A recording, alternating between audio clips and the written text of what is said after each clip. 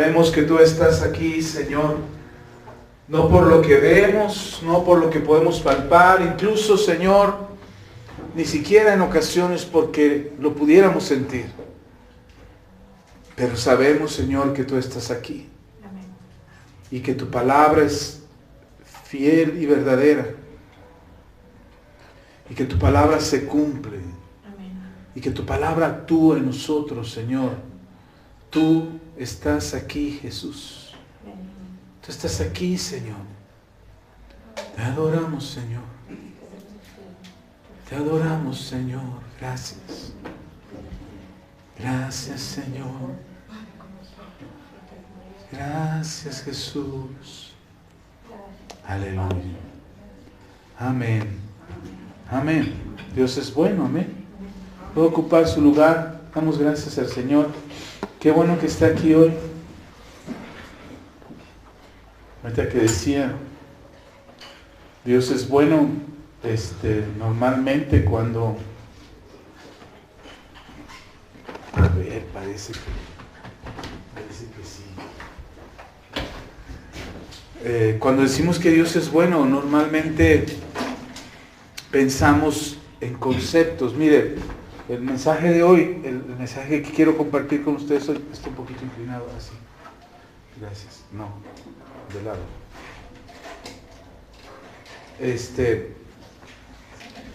Cuando pensamos en Dios, normalmente pensamos en conceptualizar a Dios, es decir, hacer un Dios conceptualizado, hacerlo un Dios de conceptos. ¿Qué es conceptualizar? Para que nos vaya quedando más o menos claro. Conceptualizar es reducir una serie de ideas, de pensamientos, de evidencias, de resultados, reducirlo lo mayor posible a una idea o a una manera en que lo podamos comprender. Es decir, nosotros, el ser humano tiende, todos los seres humanos de todas las razas, en todo el planeta y en todos los tiempos, el ser humano tiende a reducir lo que sucede en su entorno, lo que está aprendiendo, lo que está viendo, lo reduce a conceptos. Y una de las cosas que el ser humano ha querido reducir a conceptos es a Dios. Aunque la Biblia nos habla de un Dios bueno, de un Dios amable, de un Dios generoso, de un Dios amoroso, de un Dios justo. Incluso la Biblia habla de la ira de Dios. El día de la ira vendrá. Cuando hablamos de todas esas ideas plasmadas en la palabra, tratamos de conceptualizar a Dios en eso. Es decir, tratamos de meter a Dios en esos conceptos que tomamos de la Biblia, que están en la Biblia. No estoy diciendo que nos los inventamos, no, están en la Biblia, pero tratamos de conceptualizar a Dios en la idea que tenemos, por ejemplo, de bueno. ¿Sí? Si hablamos de un Dios bueno, porque la Biblia dice que Dios es bueno, y que es bueno todo el tiempo, y decimos, Dios es bueno, ok, bueno, ¿cómo?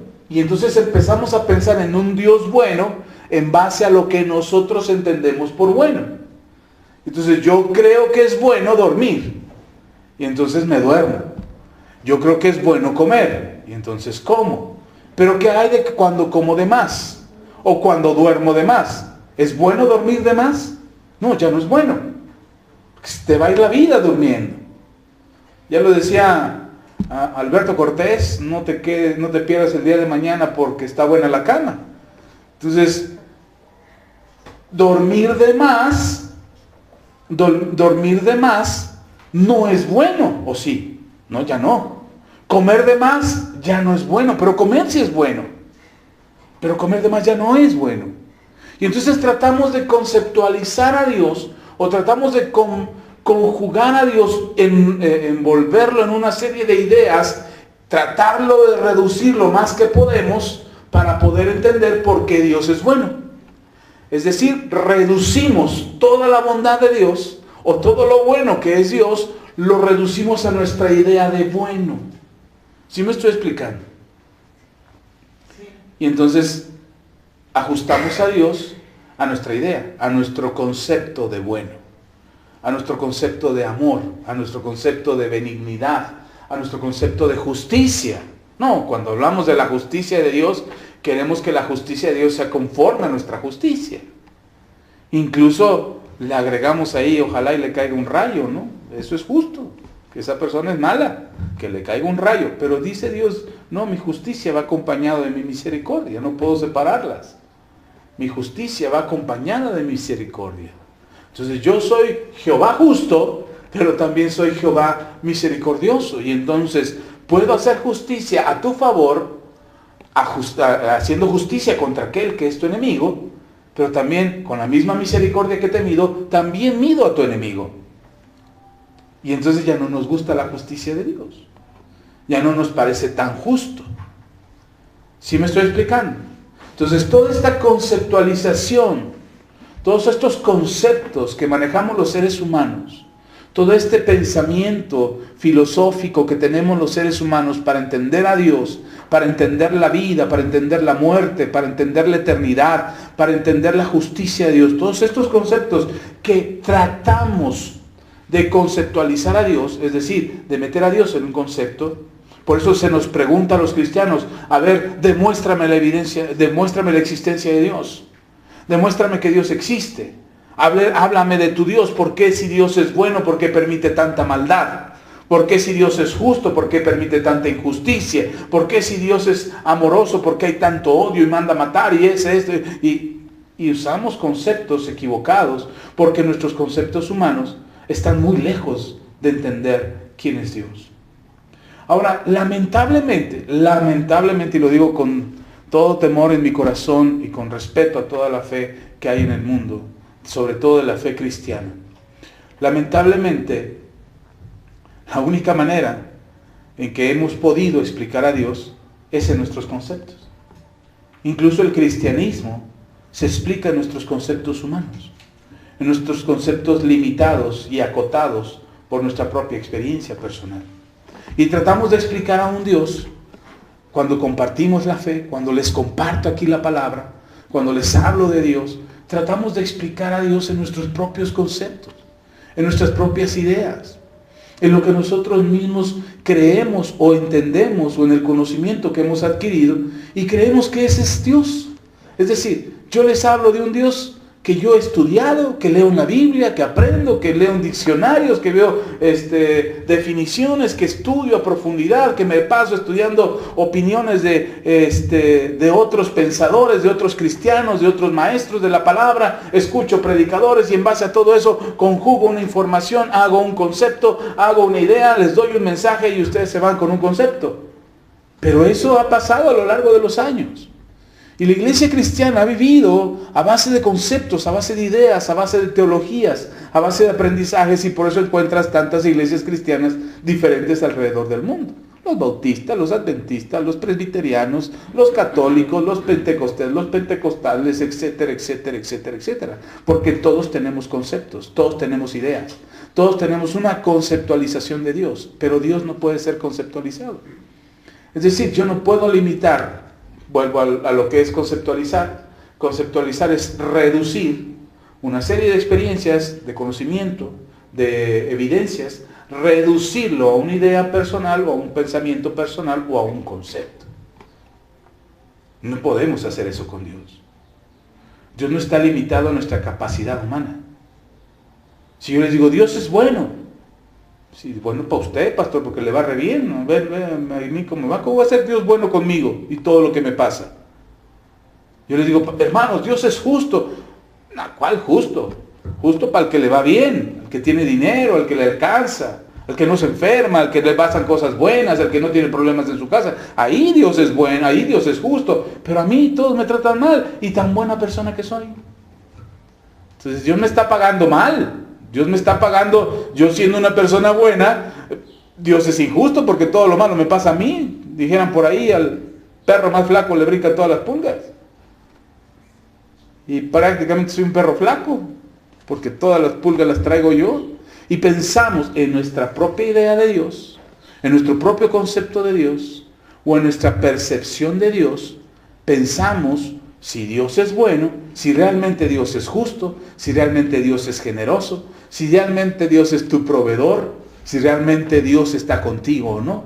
Y entonces todo el esfuerzo que hacemos, los predicadores y los pastores y los maestros de la Biblia, todo el esfuerzo que hacemos por reducir toda una experiencia, una serie de evidencias, una serie de consecuencias, incluso aquellos conceptos eternos que no podemos resumir. Nosotros los cristianos, los que creemos en Dios, los teístas, los que tenemos conceptos de Dios, y los cristianos que tenemos conceptos de Cristo y creemos en la palabra, todos nosotros tratamos de reducir todo eso magnífico y extraordinario de Dios en un concepto. El problema es que quien nos escucha y aprende se queda con conceptos. Aprendemos de los conceptos. Aprendemos solamente de las ideas. Aprendemos solamente de eso que se nos explica, de las palabras explicadas, de todo aquello que parece interesante y que probablemente nos convenza, pero que no nos da una experiencia con Dios. Yo creo con todo mi corazón que uno de los grandes errores del cristianismo ha sido conceptualizar a Dios. Creo que deberíamos de volver a la experiencia del primer siglo, la experiencia de la iglesia del primer siglo, donde no se predicaba un concepto, se predicaba una experiencia. Y los que predicaban de Cristo hablaban de su experiencia personal con Cristo. Hablaban de lo que les ha acontecido, de lo que les ha sucedido, de cómo Dios ha respondido, de cómo Dios se ha hecho manifiesto, de cómo Dios ha obrado en nuestras vidas. No entiendo si Dios es bueno o no, pero sé que Él está ahí. No entiendo cómo es la justicia de Dios, porque de acuerdo a lo que me enseñaron en la primaria y en la universidad de lo que era justo, pues a lo mejor no encaja mi concepto de justicia con con la evidencia de que Dios es justo. Pero creo, porque he experimentado su justicia. Y he experimentado que Él es bueno, y he experimentado que Él es justo, y que Él es generoso, y que Él es amoroso, y que Él me perdona, y que es misericordioso conmigo. He experimentado eso, y entonces el concepto de Dios, o la idea que tengo de Dios, no está basado en conceptos que alguien me enseñó, sino en la experiencia personal de haberlo conocido. Y creo que eso hace una diferencia. A lo mejor no tienes todas las ideas, toda la información, todo el conocimiento que se te debería exigir para el tiempo que ya llevas de conocer a Cristo. ¿Cuánto tiempo llevas de conocer a Cristo? ¿Un año? ¿El que menos? ¿Un año? No. ¿Cuál menos? Ya. No son menos de un año. Llevan años conociendo a Jesús. Y para los años que llevan de conocer a Jesús, mire que me hizo reflexionar. Llevamos más de un año que no hemos ganado almas. No hay gente nueva. La estamos regando. Porque no ha llegado gente nueva. Si me estoy explicando, sí, eso es un paréntesis, eso es aparte. Solo me cayó el 20 ahorita. Entonces, si tú ya llevas más de un año de conocer al Señor, más de 2 años de conocer al Señor, para este tiempo que llevas de conocer al Señor, tú ya deberías de tener un mayor conocimiento de Dios. ¿Sí o no? Suponiendo que escuchas la mitad de los mensajes que yo comparto cada año. La mitad, no todos. Que no vienes porque no tienes internet, porque no tienes datos, porque ya se te pasó la semana y ya no lo escuchaste. Ok. Supongamos que no escuchas cada mensaje de cada 8 días. Ahora haga cuentas, a lo mejor lo escuchas cada 8 días. Pero cada año tiene 52 semanas. Y cada semana yo doy 2 mensajes. Llueva, trueno, relampaguee, doy 2 mensajes por semana. O sea, que por año doy 104 mensajes. 104 enseñanzas. Y mis enseñanzas no estoy contando devocionales, no estoy contando reflexiones, no estoy contando publicaciones, solamente enseñanzas.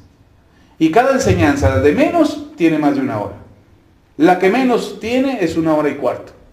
Todas las demás enseñanzas son más de 1 hora. Así es que por 52 horas, supongamos que son de 1 hora cada enseñanza. Si son 104, la mitad son 52. Son 52 horas por año que te estoy dando clases o enseñanzas. 52 horas.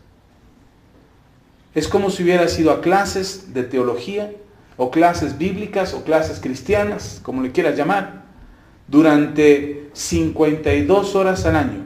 Los niños van a la escuela 6 horas al día.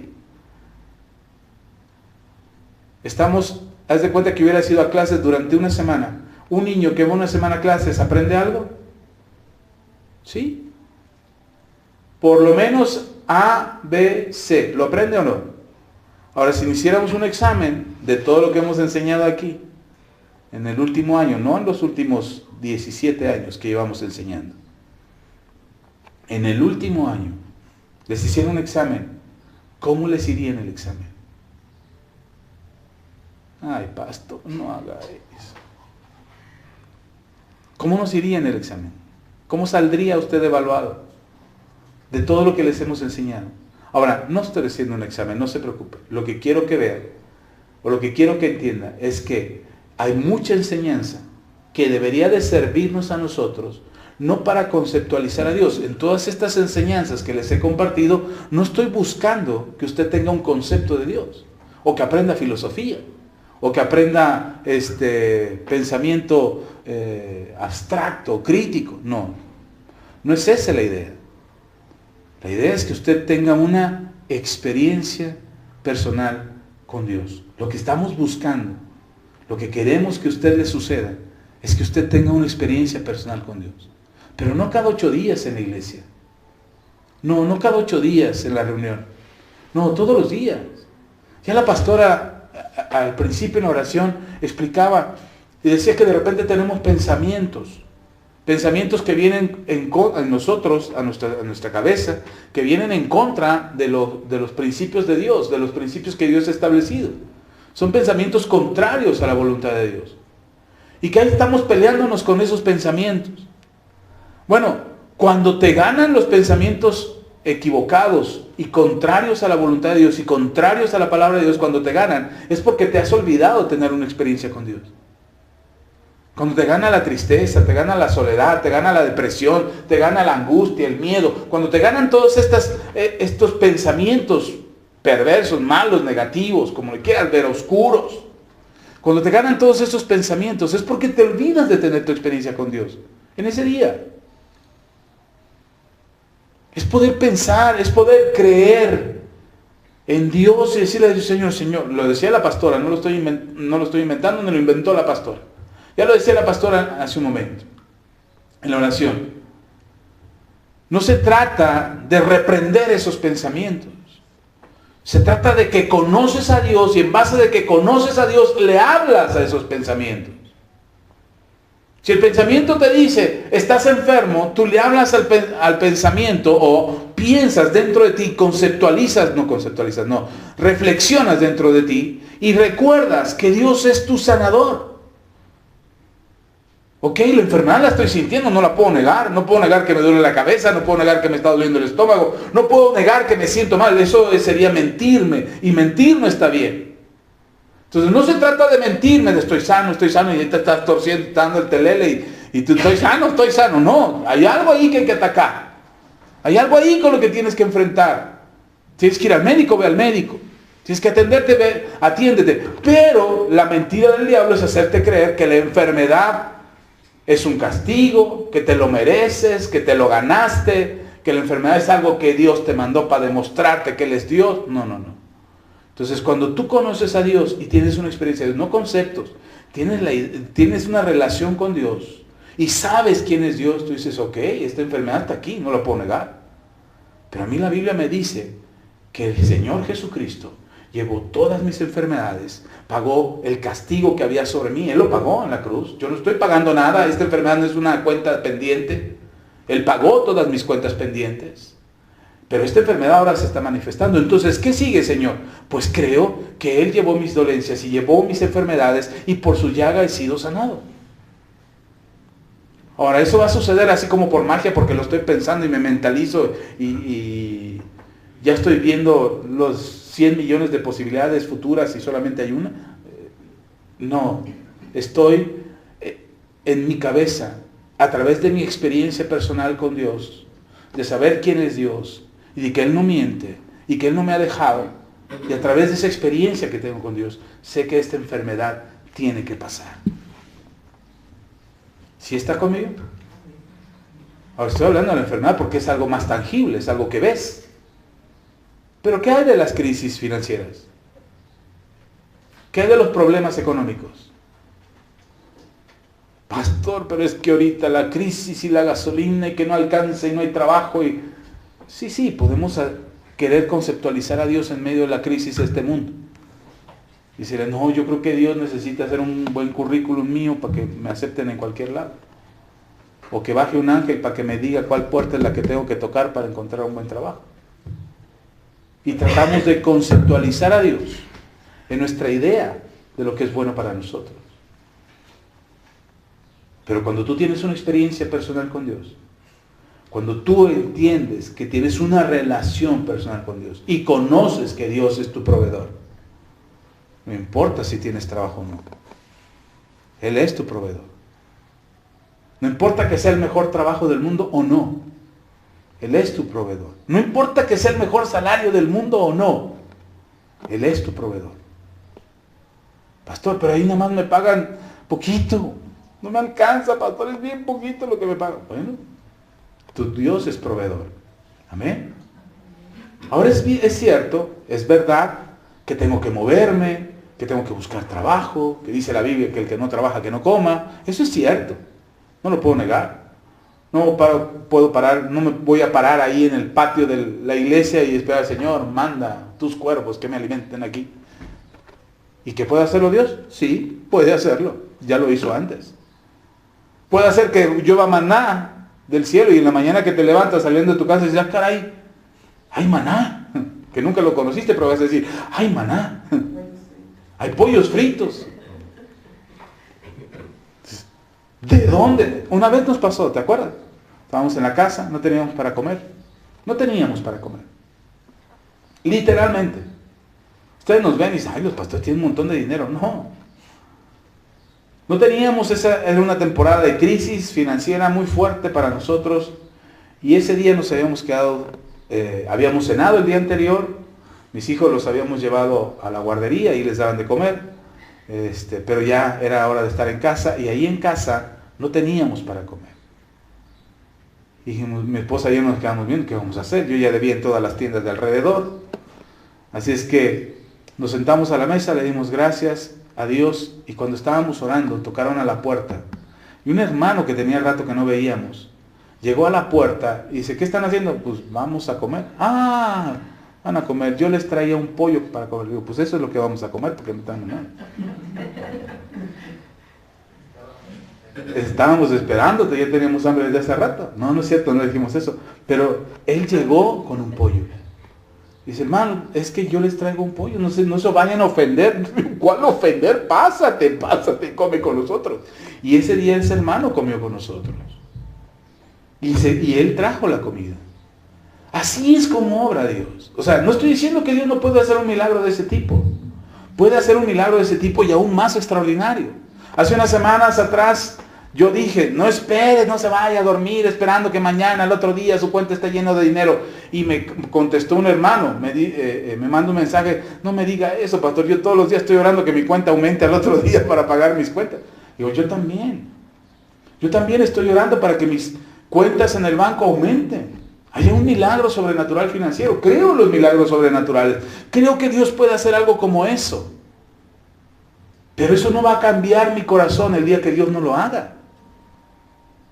Mi concepto de Dios va más allá de lo que tengo y de lo que poseo.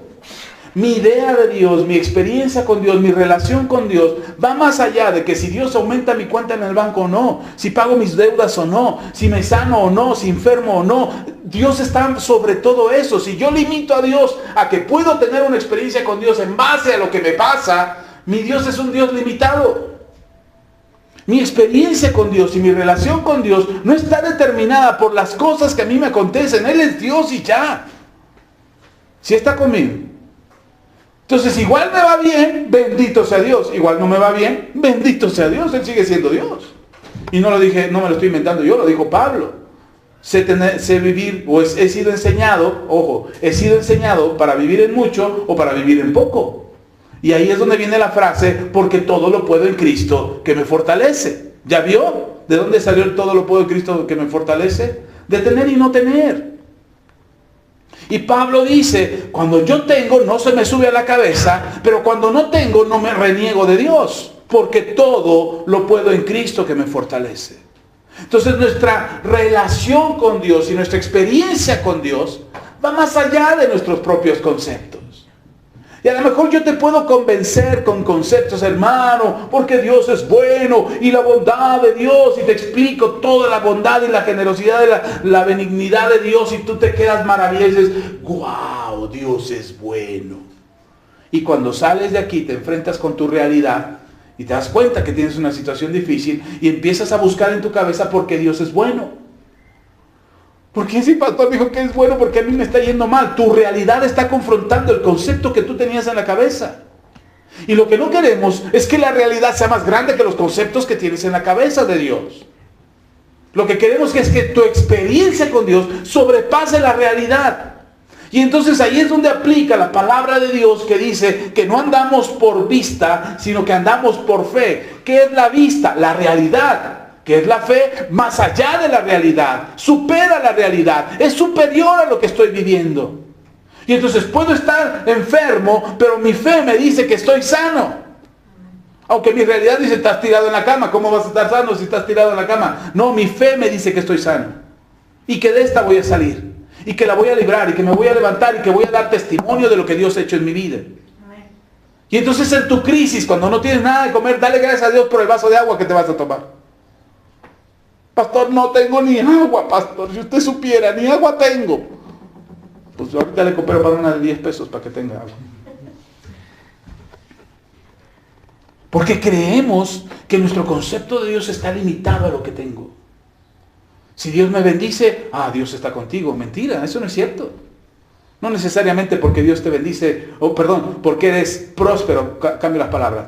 Es que soy próspero porque Dios está conmigo. No necesariamente. Los narcotraficantes tienen casas, dinero, millones, cantidades inexplicables de obras de arte. ¿Y a poco Dios los hace prosperar? ¿A poco es Dios el que lo hizo prosperar? A ese narcotraficante, a un secuestrador, a un violador, a un corrupto. No nos engañemos, la Biblia dice que no. La Biblia dice claramente no. Dios no está con el corrupto, Dios no acepta la corrupción. 6 cosas aborrece Jehová y aún 7 detesta su alma. Así es que no podemos otra vez conceptualizar una cosa como la prosperidad, como que Dios está con nosotros, porque creemos que la prosperidad es exclusiva de Dios. No, lo que dice la Escritura es que la bendición de Jehová es la que prospera al hombre y no añade tristeza con ello. Es decir, la prosperidad que viene de Dios no trae tristeza en sí. No voy a estar preocupado por cuánto Dios me dio. No voy a estar avaricioso porque nadie sepa cuánto tengo en el banco, porque, ¿qué tal que si me quitan un peso? ¿Se acuerdan de Rico MacPato? Rico MacPato se la pasaba contando, no sé si lo sepa, pero de Walt Disney. Rico MacPato es un personaje que tenía mucho dinero. Es el tío rico de Donald. Y tenía mucho dinero. Y se la pasaba contando el dinero y siempre lo tenía en una caja fuerte. Porque no quería que nadie supiera cuánto él tenía. Y le preocupaba que se perdiera una sola de sus monedas. A él le preocupaba eso. Y una de las ideas que manejaba esta caricatura es que él era muy próspero. No puede ser próspero de esa manera, siendo servidor del dinero. El Señor Jesús lo dijo.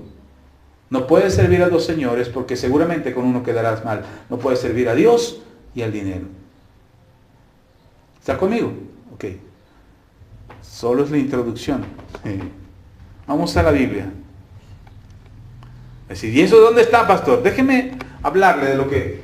Hoy todo esto que le acabo de decir es por una razón. Quiero más bien que el día de hoy usted pueda tener en su corazón no conceptos o no un Dios conceptualizado o conceptos de Dios y que se vaya con esos conceptos a ver cómo se rasca con sus uñas con esos conceptos, sino que los trate de repetir con mentalismo, ¿no? Con positivismo. Dios es bueno y piensa que Dios es bueno y para que te vaya bien. No. Nosotros no somos positivistas, somos optimistas. Creemos en lo que Dios quiere para nosotros. Tenemos fe. Pero no somos positivistas. No estamos pensando positivamente para que nos vaya bien. ¿Sí está conmigo? Entonces no se trata de que conceptualices a Dios para convencerte a ti mismo de que Dios está contigo. ¿Cuántos creen que Dios está con ustedes? Amén. Amén. ¿Y por qué le va como le va? Carambas, Dios, no tan lejos, más cerquita. Si Dios está con nosotros, dice el apóstol Pablo, ¿quién contra nosotros? ¿O no? Pero en la primera adversidad, ¿qué hacemos? Nos doblegamos. Pues no estamos creídos de que Dios es con nosotros. Y si Dios con nosotros, ¿quién contra nosotros? Y si tenemos esa idea y esa experiencia con Dios, si tenemos la experiencia de que Dios es con nosotros, ¿quién contra nosotros? Que es diferente al concepto. Yo puedo tener el aprendizaje de que Dios es conmigo, y si Dios es conmigo, ¿quién contra mí? Yo puedo tener ese aprendizaje en mi cabeza, pero nunca lo he experimentado. No es lo mismo enfrentar una serie de dificultades, una serie de adversidades, y salir vencedor y decir, wow, y volteas y dices, ¿cómo salí de ahí? Pues con Dios, no había de otra. Y entonces ahora sí puedes decir, Dios es conmigo, ¿quién contra mí? No importa qué cosas me pasen, no importa qué cosas van a suceder en mi camino delante, porque lo que yo paso, lo que ya pasé atrás, no lo libraba ni Superman, pero yo la libré, y salí bien librado, y salí adelante, y salí vencedor, y hoy estoy de pie, y hoy me levanto en el nombre de Jesús, pero no por una idea, sino porque tuve la experiencia. ¿Sí está conmigo? Ahora, no se asuste, porque van a decir, ay, entonces me tiene que ir mal para que yo experimente a Dios. No se asuste. Pablo le hablaba a los casados y no era casado. ¿Sí está conmigo? Porque Pablo no tenía un concepto del matrimonio. Pablo sabía lo que significaba el matrimonio, porque él lo relaciona en el matrimonio que hay entre Dios y la iglesia. Y así mismo son sus palabras. Por eso dice, los maridos amen a sus mujeres como Cristo amó a la iglesia.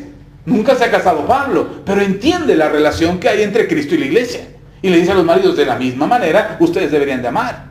Mujeres, respeten a sus maridos como se respeta al Señor. ¿Tiene mujer Pablo que lo respete? No.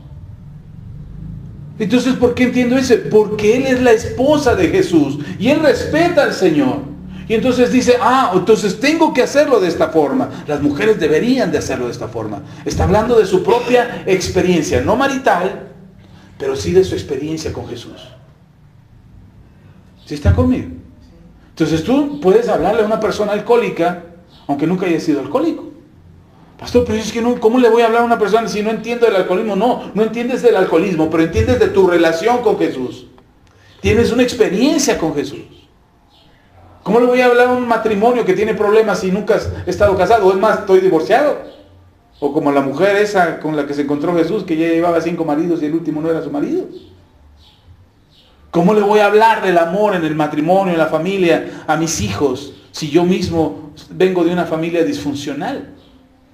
¿Sí me estoy explicando? ¿Cómo podemos hablar de todas esas cosas?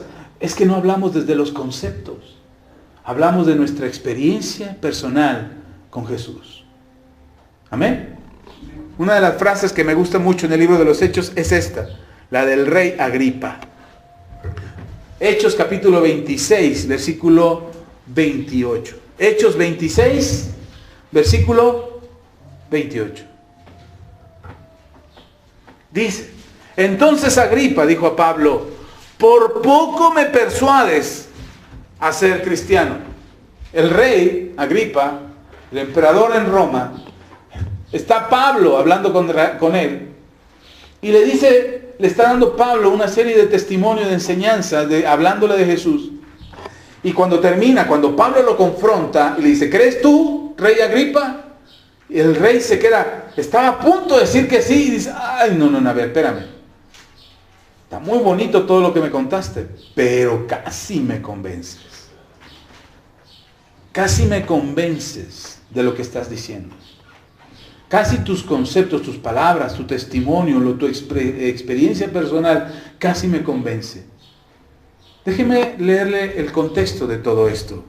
Vamos ahí mismo en Hechos, pero vamos desde el versículo 12. Vamos a leer un poquito de Biblia, por si no leyó hoy Biblia, pero hoy vamos a leer un poco de Biblia. Desde el versículo 12 dice, ocupado en esto iba yo a Damasco. Estoy en Hechos 26, versículo 12. Ocupado en esto, iba yo a Damasco con poderes y en comisión de los principales sacerdotes.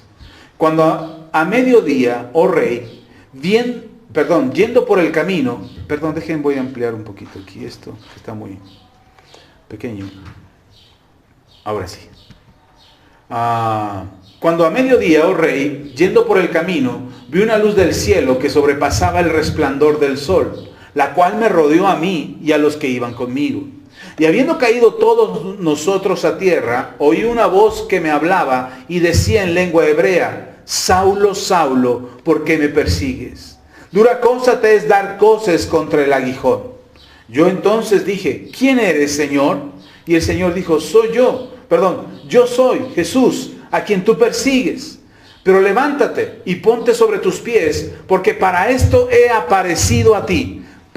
Porque para esto he aparecido a ti, para ponerte por ministro y testigo de las cosas que he visto, y de aquellas en que me apareceré a ti, librándote de tu pueblo y de los gentiles a quien ahora te envío, para que abras tus ojos, para que se conviertan de las tinieblas a la luz y de la potestad de Satanás a Dios, para que reciban por la fe que es en mí perdón de pecados y herencia entre los santificados. Por lo cual, oh rey Agripa, aquí termina el testimonio y le habla al rey. Por lo cual, oh rey Agripa, no fui rebelde a la visión celestial, sino que anuncié primeramente a los que estaban en Damasco y Jerusalén, y por toda la tierra de Judea, y a los gentiles que se arrepintiesen y se convirtiesen a Dios, haciendo obras dignas de arrepentimiento. Por causa de esto, los judíos prendiéndome en el templo intentaron matarme. Pero habiendo obtenido auxilio de Dios, persevero hasta el día de hoy, dando testimonio a pequeños y a grandes, no diciendo nada fuera de las cosas que los profetas y Moisés dijeron que habían de suceder. Que el Cristo había de padecer y ser el primero de la resurrección de los muertos, para anunciar luz al pueblo y a los gentiles. Diciendo él estas cosas en su defensa, Festo a gran voz dijo: estás loco, Pablo, las muchas letras te vuelven loco. ¿Las qué? Las muchas letras te vuelven loco. Mas él le dijo: no estoy loco, excelentísimo Festo, sino que hablo palabras de verdad y de cordura. Pues el rey sabe estas cosas, delante de quien también hablo con toda confianza. Porque no pienso que ignora nada de esto, pues no se ha hecho esto en algún rincón. ¿Crees, oh rey Agripa, a los profetas? Yo sé que crees. Entonces Agripa dijo a Pablo: por poco me persuades a ser cristiano. Y Pablo dijo: quisiera Dios que por poco o por mucho, no solamente tú, sino también todos los que hoy me oyen, fuesen hechos tales cual yo soy, excepto estas cadenas. Cuando había dicho estas cosas, se levantó el rey y el gobernador y Berenice y los que se habían sentado con ellos, y cuando se retiraron aparte, hablaban entre sí diciendo: ninguna cosa digna ni de muerte ni de prisión ha hecho este hombre. Y Agripa dijo a Festo: ¿podía este hombre ser puesto en libertad si no hubiera apelado a César?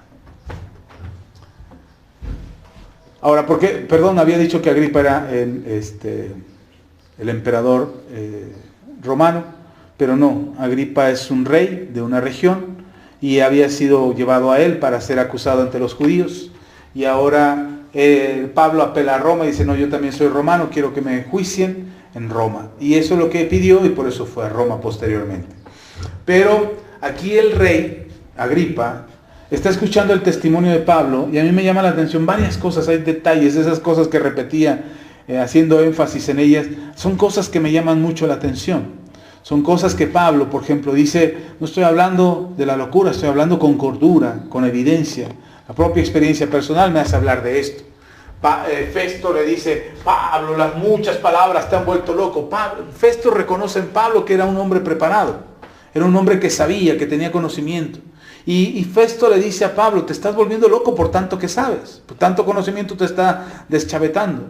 Y Pablo dice, no, es que no es así, no es que me esté volviendo loco, estoy hablándote con cordura.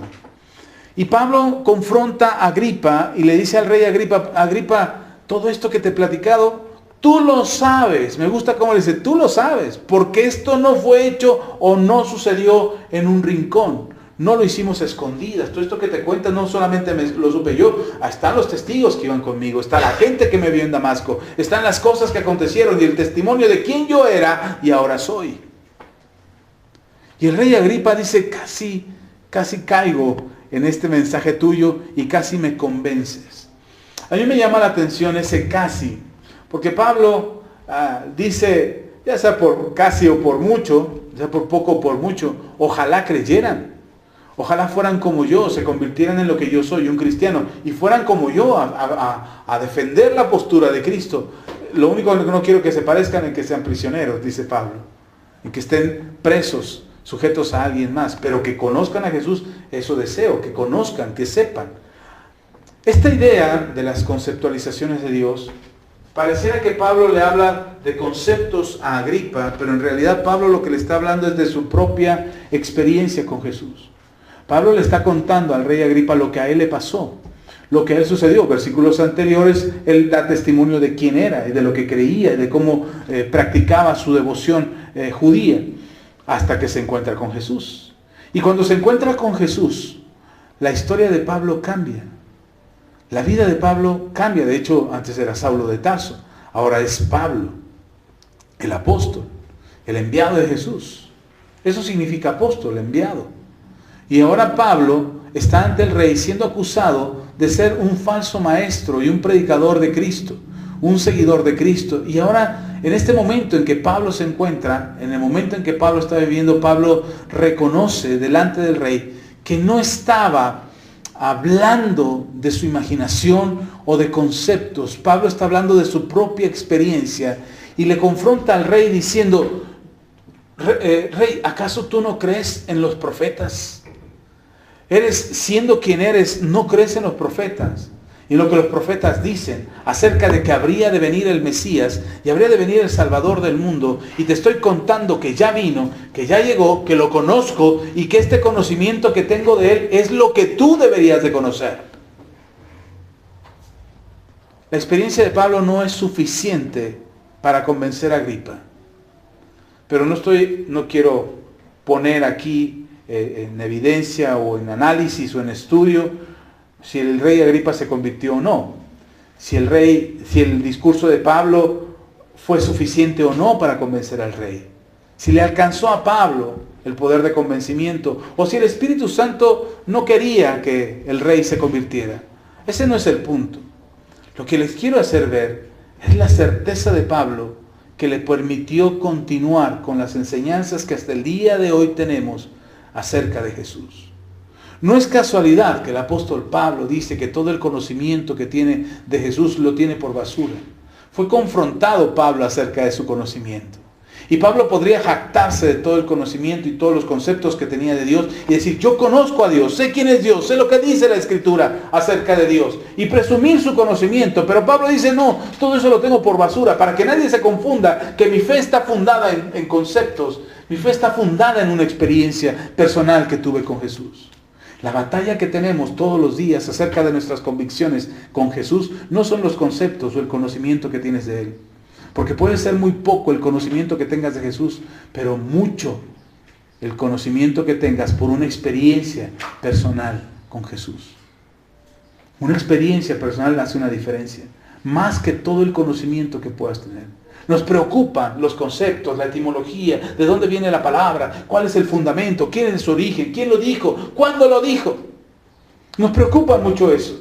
Y nos hemos enfocado tanto en ese conocimiento que nos hemos olvidado de la propia experiencia de tener una experiencia personal con Dios. Le enseñamos a nuestros hijos acerca de que Dios es bueno, pero ¿cuándo les permitimos que ellos pudieran experimentar la bondad de Dios? ¿Cuándo les permitimos que ellos supieran en propia experiencia y en carne propia que Dios es bueno con ellos? Les hablamos a nuestros hijos, a nuestro esposo, a nuestra esposa, les hablamos de la misericordia de Dios. Pero ¿cuándo hemos permitido que Dios tenga misericordia de ellos? Salimos nosotros como los misericordiosos y hacemos un lado a Dios. Queremos nosotros ser los salvadores de nuestra familia, cuando es Dios el salvador de nuestra familia. Queremos ser nosotros. A mí por muchos años me daba vueltas en la cabeza que yo quería ver a mi padre recibir a Cristo en su corazón. El Señor, yo oraba, le decía, Señor, permíteme, yo quiero ser la persona que lleve a Cristo a mi padre. Era una especie, cuando Dios hablaba a mi corazón, me di cuenta que era una especie de vanidad mía, de egolatría mía, de querer ser yo el que va a evangelizar a mi padre. Para ver a mi padre rendirse ante Jesús y quizás hasta rendirse delante de mí. Y entonces mi oración cambió. Cuando me di cuenta de eso, dije, no, Señor, envía una persona, a alguien, un siervo, un hombre tuyo, un hombre de fe, alguien a quien mi padre pueda escuchar y que le dé testimonio acerca de quién es Jesús. Y mi padre pueda escuchar ese testimonio y convertirse. ¿Sí está conmigo? Y dejé ser yo el protagonista, de la conversión de mi padre. Dejé de ser yo aquel que iba a figurar como el que predicara a mi padre. Ahora no descarto la posibilidad de que sea yo en algún momento, pero no es esa mi oración ya. ¿Sí está conmigo? Queremos orar por la sanidad de un enfermo. Señor, yo oré y que sane. Señor, sana. Y ahí andamos publicando que oramos y que estamos haciendo intercesión por un enfermo, por un necesitado, por alguien. Cuando queremos ser nosotros los protagonistas, que nosotros fuimos los que oramos. Cuando el Señor Jesús dijo, ora en lo secreto. Y ahí donde nadie te ve, ahí Dios te recompensará en público. ¿Sí está conmigo? Hoy las redes sociales, vean las redes sociales, están llenas de fotos de gente que salva al perrito de la calle, al gatito de la calle, al niño que tiene hambre, al vagabundo, y tomando fotos aquí, ayudando al vagabundo, ¿no? Aquí dando de nuestra generosa mano. Y casi es como lo mismo vale una foto donde te tomas salvando un perro, como cuando le estás dando de comer a un hambriento. Casi es el mismo valor de foto. Porque no es la acción lo que estás proyectando, es tu persona haciendo una acción. Tus acciones sean secretas, no lo compartas con nadie. Y cuando lo compartas sea para darle gloria a Dios, solo eso. Solo para darle gloria a Dios, es decir, Dios es el que lo hizo todo. Amén. Ok. ¿Por qué les comparto esto? Porque si no tenemos una experiencia personal con Dios y nada más tenemos conceptos, el diablo tiene más conceptos y argumentos que los que tú tienes. El diablo tiene más conceptos, mejores definiciones. El diablo sabe conceptualizar cosas, como bueno, por ejemplo. Nosotros sabemos que Dios es bueno. Y Dios te acepta y te dice, ok, Dios es bueno. Pero dime, ¿qué de malo tiene irte a una fiesta? ¿Qué tiene de malo? Nada, ¿no? No tiene nada de malo. Entonces, como no tiene nada de malo, es bueno. ¿Ve cómo fácil jugar con conceptos? ¿Qué tiene de malo escuchar este tipo de música? ¿Qué tiene de malo? No tiene nada de malo, ¿o sí? No, no tiene nada de malo. ¿Qué tiene de bueno? Como no es malo, entonces es bueno. ¿Se da cuenta cómo el diablo puede jugar con nuestra mente? Y cómo engañarnos a través de conceptos y de ideas y de ideologías. Y entonces, nuestros conceptos que podamos tener de Dios, el diablo nos los derriba en un instante. Así.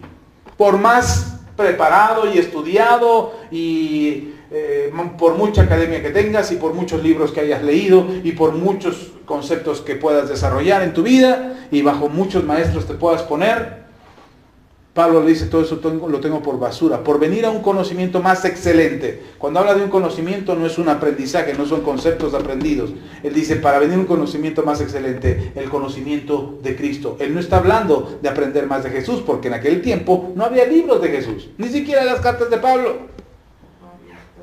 Entonces no había nada de dónde aprender de Jesús, ¿o sí? Y la única forma de aprender de Jesús era a base de la experiencia personal que él pudiera tener con Jesús. Entonces, cuando habla de un conocimiento más excelente acerca de Cristo, es la experiencia personal que él podía desarrollar con Jesús. Entonces, puedes tener los conceptos que quieras. Dios es bueno, Dios es justo, Dios es amable, Dios es generoso, misericordioso, benigno, en fin, dale todas las características que Dios tiene. Y ponle los nombres que quieras. Hace unos años atrás les hablé de los nombres de Dios. Y los nombres de Dios no es para conceptualizar a Dios, es para que lo conociera la gente. Cuando habla de Jehová Rafa, está hablando de Jehová Dios, nuestro sanador. Él sana. No es que, Dios es un sanador, es un médico, es un curandero, es un brujo. No, Él es la sanidad. Y Él tiene sanidad para el que la toma de Él. Incluso nos dio a nosotros de ser árboles de justicia, cuyas hojas son sanidad para los enfermos. ¿Sí está conmigo? Entonces podemos tener conceptos, ideas de Dios. Pero el propósito de este mensaje de Pablo ante Agripa no era darle todo su conocimiento acerca de Jesús, sino platicarle su experiencia personal. Para Pablo era más importante platicarle la propia experiencia que todo el conocimiento que tenía. Y vaya que tiene conocimiento. Usted puede leer las cartas de Pablo. Es un aprendizaje constante para nosotros leer a Pablo. Pero en este caso, ante el rey Agripa, Pablo no está presentando conceptos e ideas. Hermano, el diablo, si tú hoy te sales de aquí de la iglesia con un montón de conocimiento y un montón de conceptos aprendidos, sería muy bueno que lo pusieras en práctica, pero si sales así solamente, con solamente ese conocimiento, el diablo va a venir y va a derribar todo ese conocimiento. Aquí oramos por los enfermos, oramos por sanidad, oramos por prosperidad, acá vamos a tener nuestra ofrenda especial. Y oramos por su prosperidad. Y apenas no tiene mucho. ¿Cuántas semanas tiene? Y unas semanas atrás trajiste tu ofrenda bien generoso. Ay, Padre, aquí está mi ofrenda. Ay, Dios mío, aquí está. Y unas semanas después ya te estás comiendo las uñas. Ay, no me alcanza. ¿Qué vamos a hacer? Ay, Dios. Y entonces el concepto que teníamos se derrumbó. Ante una realidad que nos hace creer que es mayor la realidad que nuestra propia experiencia con Jesús. ¿Sí está conmigo? La realidad te dice que no puedes. Esa es la realidad, no estoy hablándote de otra cosa. La realidad te dice que no puedes. La realidad te dice que no lo vas a lograr, que no vas a salir adelante, que no hay manera de salir adelante. La realidad nos enseña todos los días, dándonos golpes en la cara, diciendo no hay Dios. ¿Dónde está tu Dios? ¿Dónde está el que te libra, el que te sana, el que te restaura, el que te provee? ¿Dónde está? No está, búscale, ráscale con tus uñas, órale. Póngale a darle duro, porque Dios no está. Eso es lo que nos dice la realidad. Y nuestros conceptos, por más que le digamos a la realidad, no, es que Dios es bueno, no, es que Dios es generoso, no, es que Dios es prosperidad y es abundancia. Y la realidad dice, órale, pues paga esta cuenta. Órale. Tu Dios es real, Dios es proveedor, paga esta cuenta. Tu Dios es sanador, órale, levanta a tu enfermo. El diablo es astuto. Quieres repeler al diablo y contrarrestar al diablo a base de conceptos y de ideas, de aprendizaje, de conocimiento. Y no es así como repelemos a Satanás.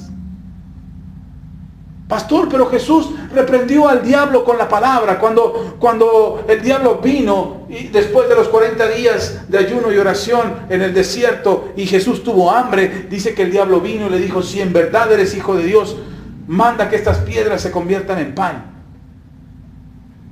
Y Jesús le respondió con la palabra, no solo de pan vivirá el hombre, sino de toda palabra que sale de la boca de Dios.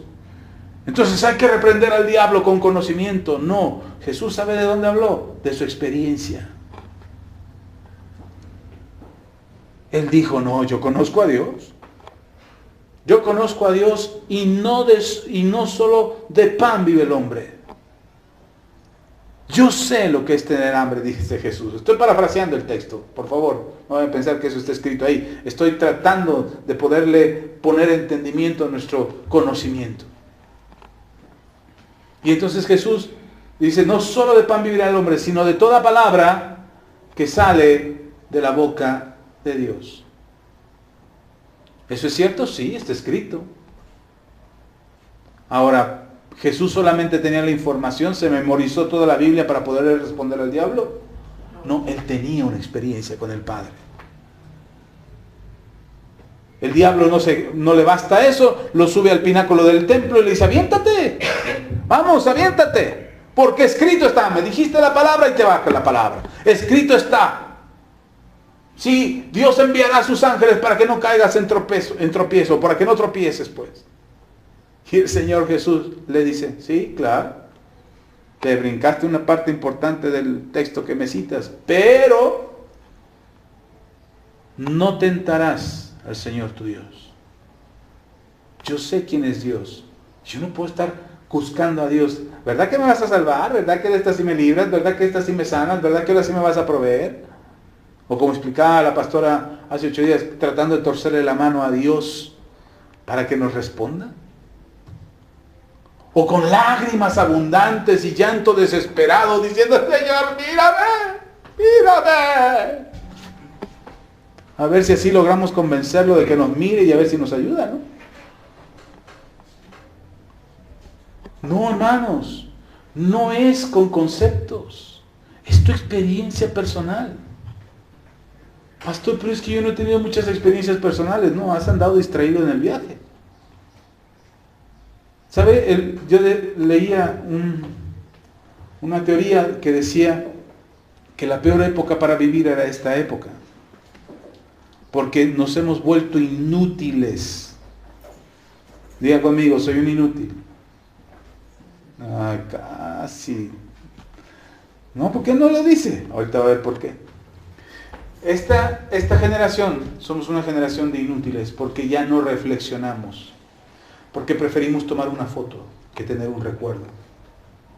Es que las fotos son recuerdos. No, no es cierto. Las fotos no son recuerdos. Son imágenes que pueden representar un momento. Pero ¿cuándo se hace un recuerdo? Cuando tomas la foto y empiezas a recordar. ¿Ha visto que Facebook le dice, tenemos un recuerdo para ti? Y te pone una imagen de algo que publicaste hace 1 año, 2, 5, 10. A mí me llegó un recordatorio de una foto que publiqué hace 13 años. Mis hijos eran unas chiquicosas. Estaban pequeñitos. Y ahí está la foto publicada de hace 13 años. Yo me puse a recordar, no la foto, hermano, porque la foto fue tomada en la casa de una hermana. Me puse a recordar todo lo que nos estaba pasando en aquel tiempo. Cómo estábamos, dónde vivíamos, qué carro traíamos, todo lo que estábamos pasando, cómo estaba la iglesia, cómo estaban mis hijos, mi esposa, todo. Empecé a recordar todo. Entonces me di cuenta que esa foto no era el recuerdo. Dije a Facebook, eres un mentiroso, Facebook, porque eso no es mi recuerdo. Mi recuerdo es todo lo demás que no tengo en una foto. Y somos inútiles, o nos hemos hecho inútiles, porque no nos gusta pensar, no nos gusta analizar, no nos gusta reflexionar. Queremos que nos digan las cosas. Queremos que el pastor nos diga que sí, que no, que está bien, que está mal. Y ya no buscamos al Señor para que nos diga. Ya no reflexionamos acerca de lo que Dios está buscando en nuestras vidas, de esta relación cercana que Dios quiere tener contigo. Hay una relación que Dios quiere tener contigo, que te la estás perdiendo por solamente querer tener una idea de Dios, un concepto de Dios. Y por eso la gente busca la iglesia que mejor le convenga. La iglesia que esté cerca de su casa, la iglesia que se le hable bonito, la iglesia que tenga actividades, un montón de actividades para entretenerse toda la semana. Y no una iglesia que les haga reflexionar. Que el único entretenimiento que vas a tener durante la semana de la iglesia es tu búsqueda de Dios. Eso es lo único que nosotros les damos aquí. ¿O tenemos otras actividades o sí? Las enseñanzas del viernes, las enseñanzas del jueves, las enseñanzas del martes, las enseñanzas del domingo son enseñanzas. Tiempo de oración, pero no son actividades para entretenerte. ¿O sí? Quien entra a nuestras reuniones se duerme, se aburre. Algunos ya por eso ni entran. Es que son aburridas. Porque no estamos, que la actividad, que se nos pasó el Día de las Madres en seco. No hicimos nada. Y cuando vi Facebook lleno de las iglesias, reunión de mujeres, evento de mujeres, congreso de mujeres, reunión de mamás, restauración de las mamás, cantidad de actividades, dije, wow, la iglesia está llena de actividades. Pero ya no tomamos tiempo para reflexionar en Dios. Ya no tenemos tiempo para meditar quién es Dios, para buscar a Dios. Entonces, si no tenemos actividades en la semana aquí en la congregación, no creo que es para que se la pase durmiendo, o viendo televisión. Es para que busque a Dios, para que ore, para que le pregunte a Dios, ¿y hoy, Señor, cómo le vamos a hacer? ¿Y hoy cómo va a ser el asunto? Termino con esto, creo. Así me alcanza el tiempo para terminar. Pero vamos a la Biblia, al libro de Daniel. ¿Sabe? Una de las cosas, de los errores que predicamos, los que enseñamos la palabra, pero que además los cristianos nos creen, porque el problema es que yo predique cualquier cosa. El problema no solamente es que yo predique cualquier cosa, el problema es que yo predico cualquier cosa y ustedes lo creen. Porque no lo reflexionan, porque no lo analizan, porque no meditan en ello. ¿Sí está conmigo?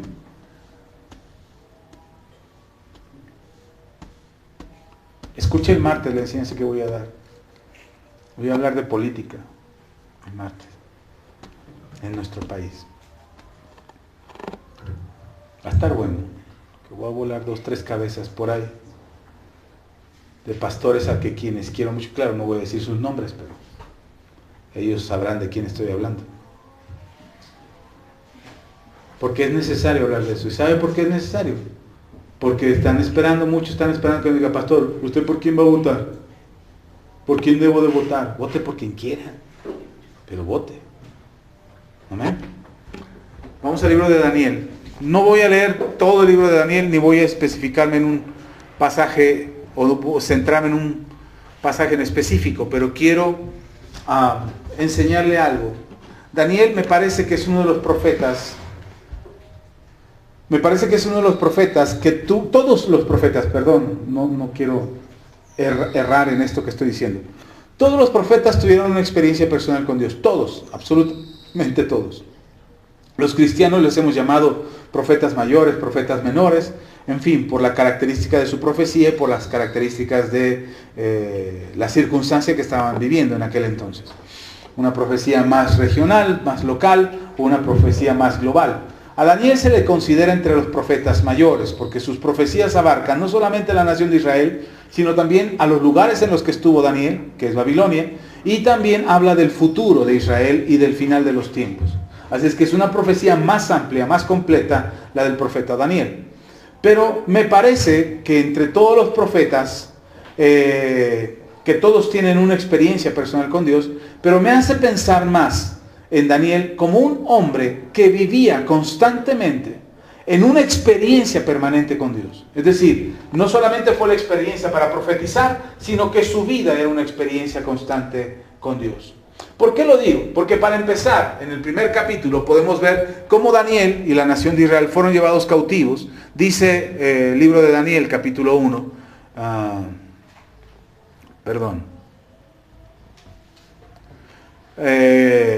capítulo 1, versículo 1 en adelante. Dice, en el año tercero del reinado de Joacim, rey de Judá, vino Nabucodonosor, rey de Babilonia, a Jerusalén, y la sitió. Y el Señor entregó en sus manos a Joacim, rey de Judá, y parte de los utensilios de la casa de Dios,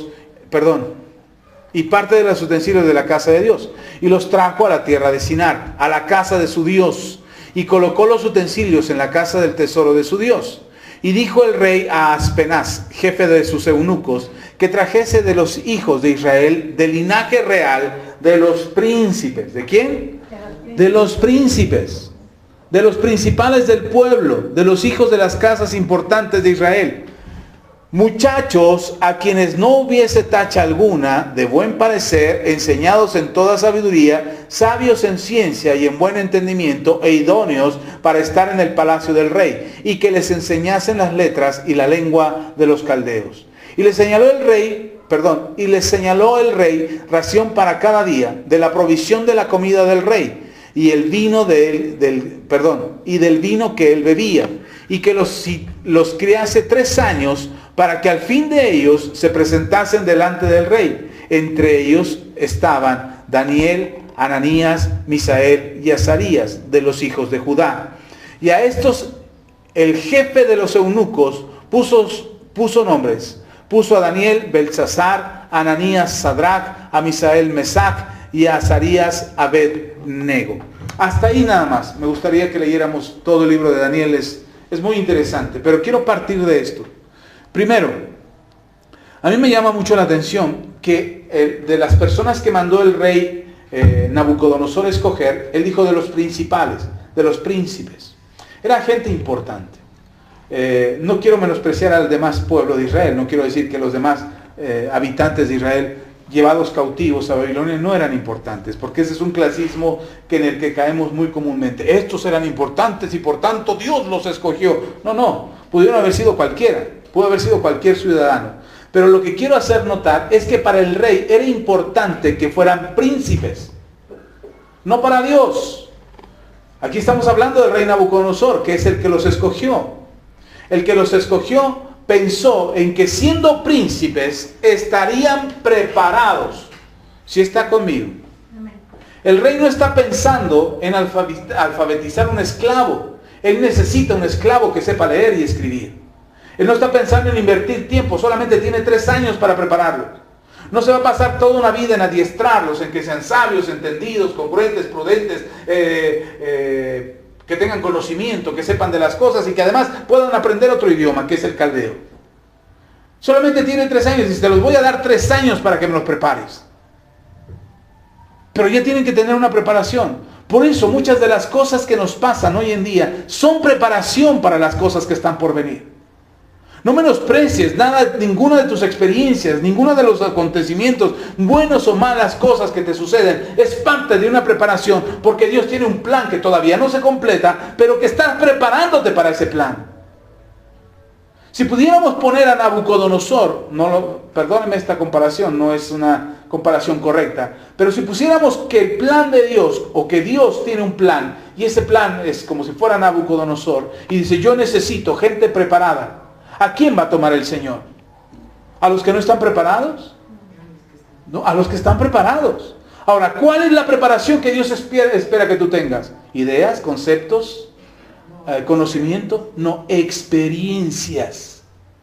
Experiencias personales con Él. ¿Cómo Dios te va a llevar a orar por un enfermo si no has orado por un enfermo? ¿Cómo Dios te va a llevar a alimentar a un necesitado si no has alimentado a un necesitado? Bueno, cuando tú tienes la experiencia de saber lo que es hambre, dice mi suegro, cuando nos sentábamos a comer a su mesa y ya nos habían servido y comíamos muy bien, porque nos servían siempre o nos sirven todavía, nos sirven siempre muy abundante, generosamente nos sirven de comer en la casa de mi suegro y en la casa de mis padres también. Pero mi suegro nos decía esto, terminábamos de comer el plato que ya habíamos terminado, y decíamos, ay, qué rico. Dice, órale, coman más, allá hay más, coman. Decíamos, no, ya suegro, estamos bien llenos. Mi suegro tenía una frase, decía, yo sé lo que es tener hambre, éntrenle. Como diciendo, pues hambre ya no tengo. Pero bueno, suegro, como quiera, me vuelvo a servir. Y entonces dice, ya ven, como si querían más. No se refería al hecho de tener hambre en sí, se refería al hecho de querer comer algo más y no poder participar de ello. Es decir, yo llego a una casa, o en mi casa es limitado y lo único que tengo para comer es un pedacito de pollo, y yo quiero más pollo, porque está muy rico lo que me voy a comer, pero ya no hay más pollo. A eso se refiere mi suegro, a querer comer más y no tener para comer más. Entonces él decía, yo sé lo que es eso. ¿Qué lo llevó a eso? Su propia experiencia personal. Pero ahora a nosotros nos permitía tener una experiencia distinta con él. Es decir, si queríamos comer más, podíamos comer más, porque ahí había para comer más. ¿Sí me explico? ¿Sí está conmigo? Entonces, todo lo que te ha acontecido, lo que Dios ha permitido que te suceda y que ha permitido que te pase, no pienses que es un olvido de Dios, o que Dios se le olvidó tu vida y decir, caray, este se me enfermó. Caray, esta está en crisis, ¿en qué momento le debe a todo el mundo? ¿En qué momento el dinero que le doy no le alcanza? ¿Cuándo pasó esto? Dios no está fuera de eso, de ese conocimiento. Dios no está ausente de tu vida. Sí está conmigo. Él está presente en tu vida. Y dice Dios, esto que te está aconteciendo es una preparación. Te necesito preparado. No es el mucho conocimiento lo que nos da esa preparación. El conocimiento ayuda. Pero ojo, se los he dicho aquí. Una cosa es el conocimiento, otra cosa es la inteligencia y otra cosa es la sabiduría. ¿Sí está conmigo? Son cosas distintas. Conocimiento, inteligencia, sabiduría. Conocimiento es toda la información que puedas tener al respecto de algo. Inteligencia es la habilidad que tienes para tomar ese conocimiento. La inteligencia es la habilidad que tienes para encontrar cuál es el resultado de una ecuación algebraica. ¿Dónde aprendí eso? ¿Dónde aprendí eso? En la prepa. En la prepa. Voy al conocimiento de la prepa. En la prepa aprendí, me enseñaron álgebra, me enseñaron cálculo, en álgebra. Y empiezas a escarbarla en tu cerebro. Una persona más inteligente es una persona más hábil para encontrar ese conocimiento. No es una persona que conozca más. Es una persona que tiene más habilidad para encontrar un conocimiento. ¿Sí está conmigo? Entonces, ¿hay mecánicos inteligentes? Sí. ¿Hay mecánicos, hay albañiles inteligentes? Sí, claro. Ay, no, pero es un analfabeta, no sabe leer ni escribir. Pero a ver, levanta un muro. No sabrá de matemáticas, no sabrá de cálculo, pero sabe cuánto lleva de arena y cuánto lleva de cemento y cuánto lleva de grava, una mezcla para hacer un castillo y que no se quiebre. Eso es inteligencia. ¿Dónde aprendió eso? ¿En la escuela? No, en la experiencia de la vida. ¿Sí está conmigo? Entonces a veces decimos, es que no sé, es que soy un tonto. No, no eres un tonto. Lo que no tienes es la agilidad para buscar la información y el conocimiento que ya tienes.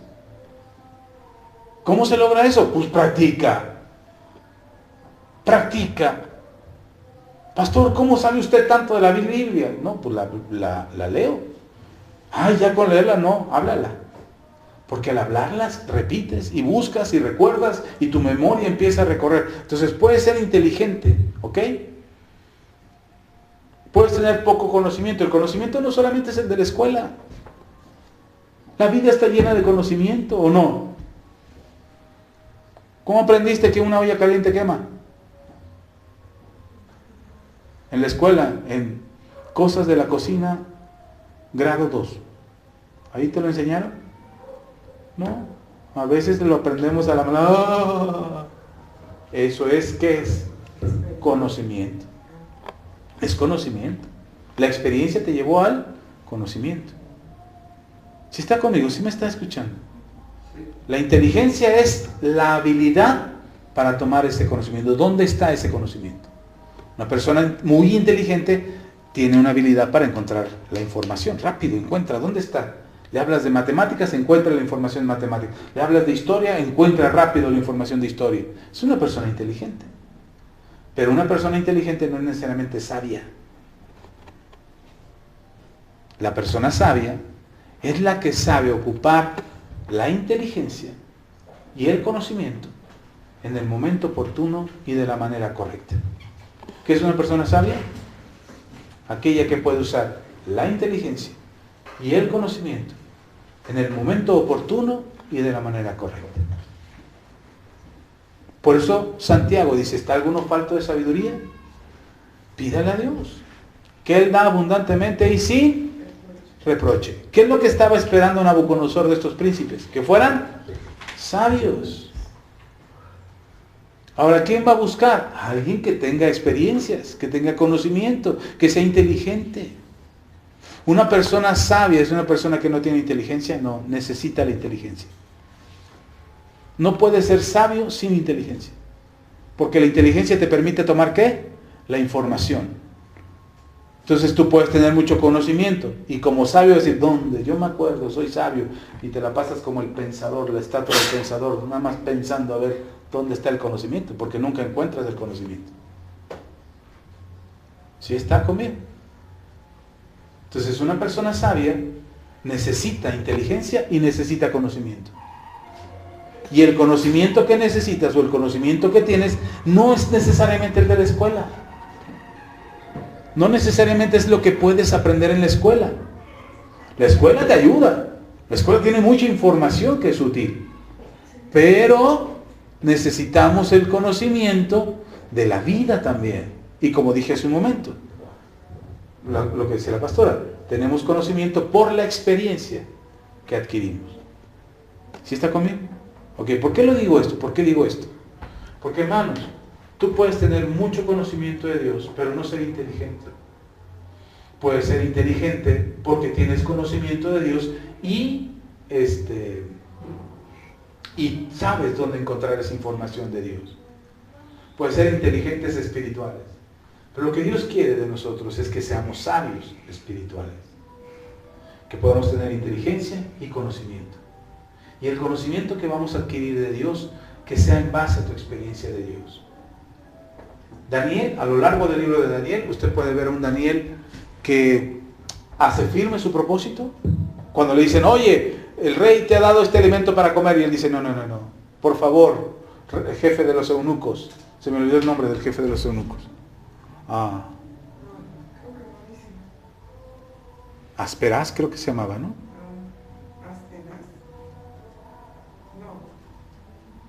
Sí, en el versículo 3. Aspenaz, jefe de los eunucos. Y entonces el jefe de los eunucos, Aspenaz, viene con los prisioneros y dice, aquí, miren, qué bien los queremos, cuánto los queremos que van a comer de la mesa del rey. Y el rey comía de todo, hermano. Los mejores mariscos, las mejores carnes, las mejores bestias, las mejores frutas, los mejores vinos. El rey tenía lo mejor de lo mejor de lo mejor de todo Babilonia. Y les dice el rey, de esto van a comer ustedes. Y entonces Daniel, que sabe que entre la alimentación que practicaban los babilonios, había comida que él no debía de comer.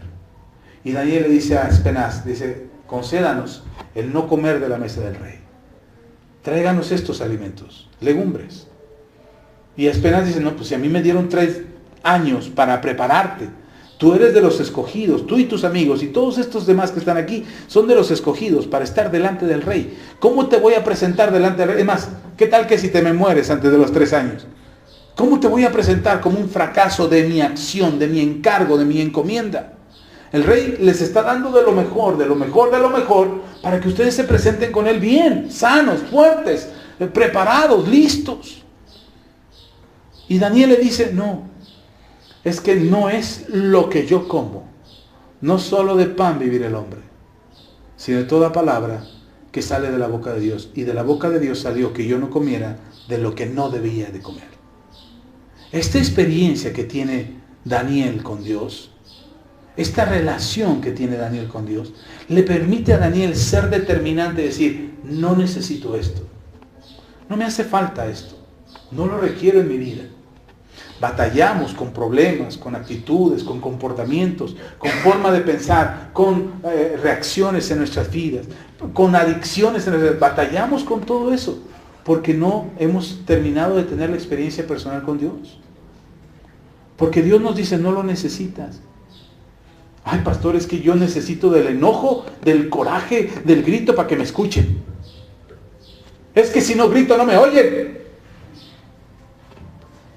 Despiértate tú que duermes y te alumbrará Cristo. Ya me reventó el tímpano, pastor. Es que necesito gritar para que me escuchen. No, no necesitas eso. Es que necesito tratarte de esta forma para que me hagas caso. No, no necesitas eso. No es cierto. Pero no lo vamos a entender. No lo vamos a entender hasta que tengamos una experiencia con Dios. Daniel tiene una experiencia cercana con Dios. No solo por ser un príncipe, sino porque era alguien que tenía temor de Dios en su corazón. Y cuando viene el rey, el jefe de los eunucos y les dice, come de esto, él dice, no, ponnos a prueba, le dice. Ponnos a prueba. Nosotros no queremos ser puestos a prueba. No queremos que nos prueben. No queremos que nos analicen. No queremos que nos revisen. No queremos entregar cuentas. No queremos porque sabemos que estamos haciendo las cosas mal. Pero cuando estás haciendo las cosas bien, cuando tienes una experiencia con Dios, no tienes problemas porque te revisen. Si está conmigo. No se enoja que nos revisen. No se enoja que nos digan que estamos mal. Entonces procuremos hacer las cosas que Dios nos pide que hagamos. Tengamos sabiduría en ello. Y puedo seguir con Daniel, pero se lo menciono rápido. Él está firme en su propósito. Le dice, no comeremos de esto. Pasan los 3 años y ¿qué cree? Que salieron más gorditos y chapeaditos. Bonitos y gorditos, decía. Mejor que los otros. Y además con una mente ágil y libre para aprender todo lo que se les enseñaba.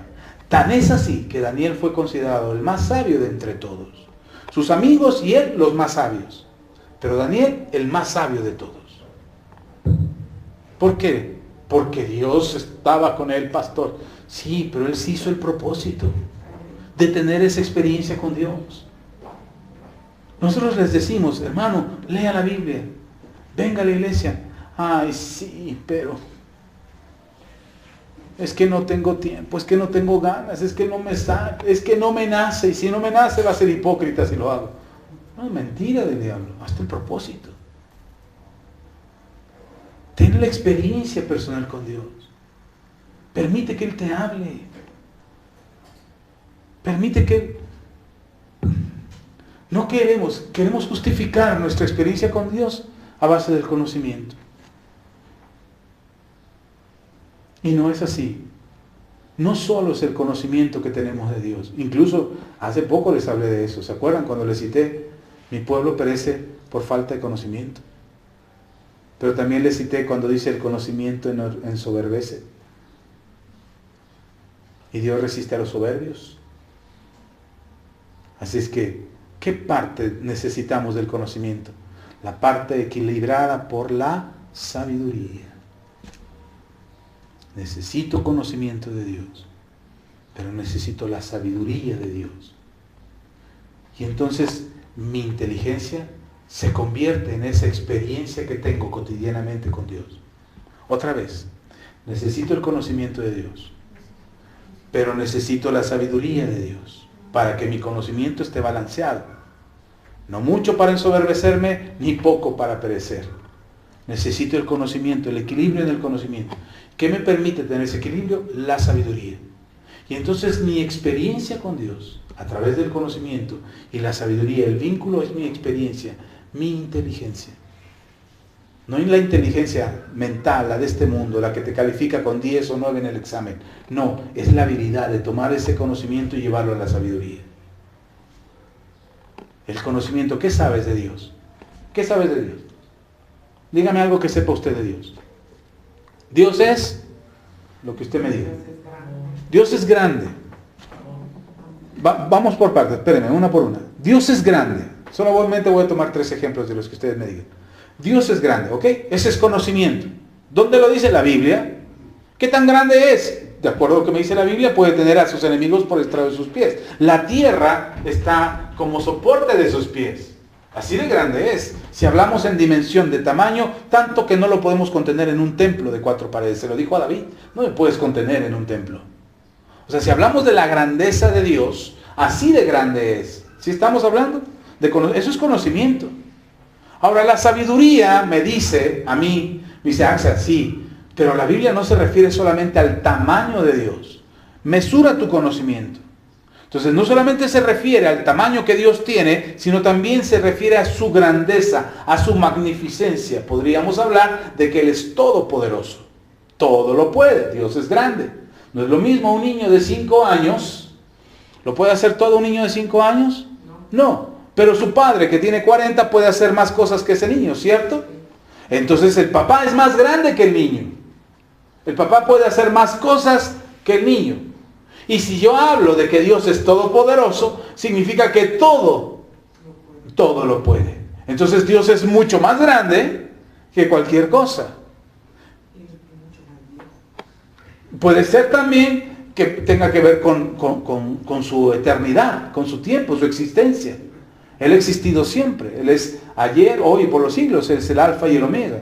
Él es el anciano de días. En fin, podemos referirnos también a la existencia de Dios en su grandeza. ¿Sí me explico? La sabiduría me va a permitir mesurar ese conocimiento. ¿Sí está conmigo? Ahora, mi inteligencia es lo que va a ser el vínculo entre el conocimiento y la sabiduría que necesito. La inteligencia es lo que me va a permitir tomar ese conocimiento. ¿Cuándo? Cuando lo necesito. Acuérdense, ¿cuándo es la inteligencia? Tomar la información cuando la necesito. Entonces mi inteligencia me va a permitir a mí tomar el conocimiento que tengo de Dios. Por ejemplo, tengo un montón de broncas. Tengo un montón de problemas. El conocimiento me dice Dios es grande. Pues sí, pero no se puede aparecer aquí ante los de Electra.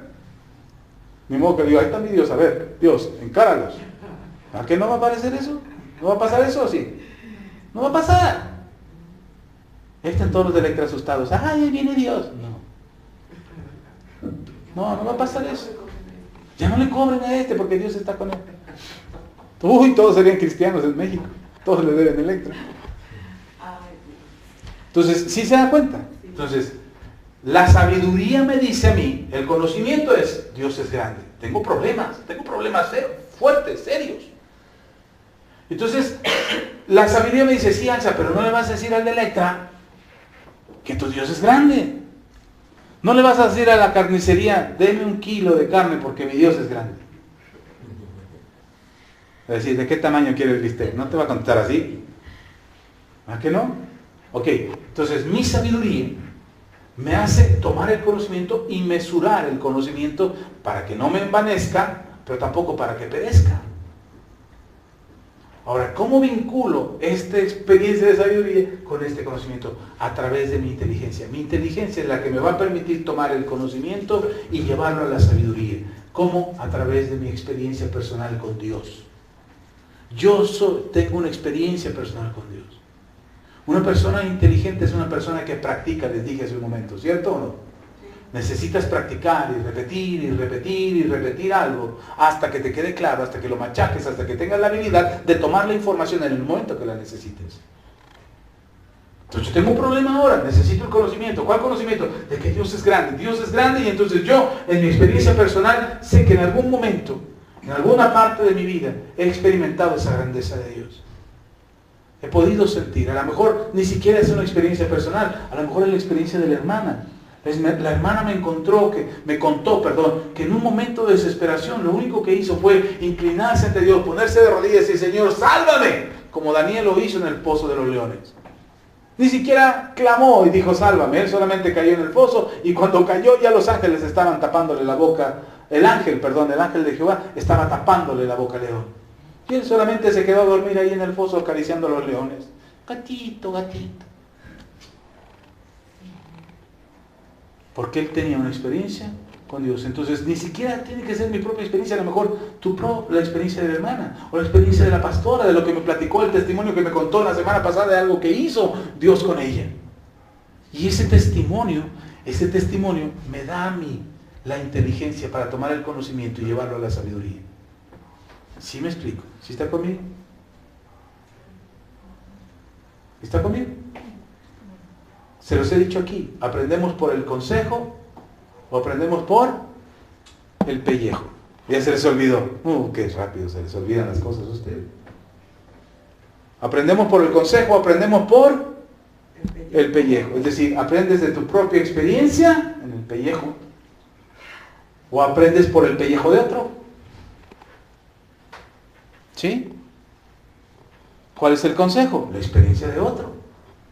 Entonces mi experiencia es mi habilidad, mi inteligencia, mi experiencia es mi habilidad para repetir y repetir y repetir hasta que aprenda y tenga la habilidad de tomar el conocimiento y llevarlo a la sabiduría.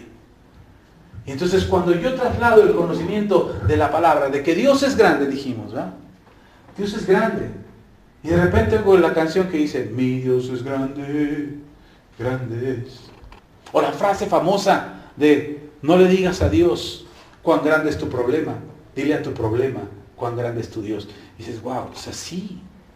Mi Dios es más grande que cualquier cosa. Mi Dios es más grande que cualquier situación. Y esto que estoy pasando, este problema por el que estoy pasando, Dios me librará. Si Dios es conmigo, ¿quién contra mí? Si Dios es por nosotros, ¿quién contra nosotros? Entonces, este problema, y empiezo a tener una experiencia personal. ¿Cómo voy a tener una experiencia personal? ¿Saliéndome a enfrentarme a los de Electra? No. Orando, buscando al Señor, en esta relación cercana a Dios, donde yo le digo a Dios, Señor, te necesito más que nunca. Me haces falta. En este momento estoy, como decía el salmista, mi alma está sucumbiendo, Señor. Estoy hasta los huesos, ya no puedo más, todos mis enemigos me rodearon. Y de repente el mismo salmista se contesta, pero mi Dios es el que me sostiene y todos mis enemigos caen delante de mí. Y la experiencia personal del salmista es lo que le lleva a confesar en sabiduría lo que Dios haría en ese momento difícil por el que está pasando. Y entonces muchas veces Dios te ha librado de muchas cosas. Y hoy, ¿por qué no lo haría? Dios te ha sanado, Dios te ha liberado, Dios te ha prosperado, Dios te ha bendecido, Dios ha estado contigo, Dios te ha consolado en tu momento de mayor dolor, Dios ha estado contigo en tu momento de mayor soledad, Dios ha fortalecido tu cuerpo, te ha dado la capacidad de levantarte, te ha prosperado, te ha suplido en tu momento de mayor necesidad. ¿Acaso Dios cambió de ayer para hoy? ¿Acaso Dios cambió de la última experiencia que tuviste con Él? ¿Cambió Dios? La Biblia dice que Él no cambia. Amén. Y podría seguir como ejemplo. Decía, Dios es amor, Dios es bueno, Dios es grande, Dios es benigno, Dios es misericordioso. Todo lo que usted quiera saber de Dios, llévelo al conocimiento, en su experiencia personal, trasládelo a través de la inteligencia, de la repetición constante. Por eso oramos, por eso buscamos a Dios. Por eso no buscamos, mire, se los he dicho antes, no oramos para convencer a Dios de algo. Porque Él no conoce mi necesidad, entonces tengo que convencerlo de que este es algo serio. Por eso oramos. Oramos porque Dios no está muy convencido de que esta necesidad por la que estoy pasando es grave. Entonces, como no está convencido Dios, oro todos los días, todas las mañanas, todas las madrugadas, todas las tardes, todas las noches. Me pongo en ayuno y oración para convencer a Dios de que esto es serio. Dios toma las cosas en serio, no estamos bromeando con este asunto. Y que le dé prioridad a mi necesidad, ¿no? Entonces, por eso oramos. No, hermano, no oramos por eso. No oramos para convencer a Dios de algo. Oramos porque queremos convencernos a nosotros mismos de que Él es poderoso. De que Él puede hacerlo, de que ya lo hizo antes. Y a través de la experiencia de mi oración, de mi rendición, de mi entendimiento, decir, ok, Señor, yo sé que tú ya lo hiciste antes. Lo hiciste con ¿cómo se llamaba el general que fue sanado? Naamán. Señor, sanaste a Naamán. Lo hiciste con él. Lo hiciste con la hija de Jairo. Lo hiciste con la mujer del flujo de sangre. Lo hiciste con el paralítico de Betesda. Lo hiciste con lo hiciste con otro. Lo hiciste con mi mamá la semana pasada. Lo hiciste con mi abuelita hace unos años atrás. Supe que tú sanaste al hijo del hermano fulano o a la hija de la hermana fulana. Supe que hiciste esto, Señor. Lo has hecho antes, Señor. Sé que hoy puedes hacerlo conmigo. Porque tú eres el mismo ayer, hoy y por los siglos. ¿Qué estoy usando, hermano? La inteligencia, a través de la experiencia. Tratando de encontrar ese conocimiento que me permita a mí llegar a la sabiduría, donde no me voy a envanecer por el milagro que recibo, pero tampoco voy a sucumbir por falta de no creer en Dios. ¿Sí está conmigo? ¿Sí me sigue? Entonces no se trata de conceptos e ideas solamente. No se trata de conocimiento solamente. Usa tu propia experiencia. Sé inteligente, hermano. No seas necio. No seas necio y dices, ay, no voy a orar. Luego oro. Luego busco. Luego me congrego. Luego me acerco al Señor. No seas necio. Busca a Dios. Busca a Dios y dile a Dios, Señor, tú estás conmigo. Toma el tiempo, toma el momento para acercarte a Dios con inteligencia y buscar a Dios con sabiduría. Amén. Y no solamente sean conceptos e ideas que te damos aquí acerca de, hermanos, ¿cuántos creen que Dios es bueno? Pues amén. Y salen allá, se dan un tope de realidad. Ay Dios, ¿por qué me abandona? Pues no que era bueno. ¿Cuántos creen que Dios puede sanar? Amén. Salen ahí, ay Señor, me duele tanto, ¿por qué me voy a morir? De esta sí me voy a morir, de esta sí me voy a morir. No. ¿Sí está conmigo? Entonces no solamente es la idea de lo que recibes aquí, ponlo en práctica, sé inteligente, ponte a experimentar la presencia de Dios en oración, ahí en tu aposento, en lo secreto, en la iglesia, congrégate, escucha la palabra, óyela 1, 2, 3, 4 veces.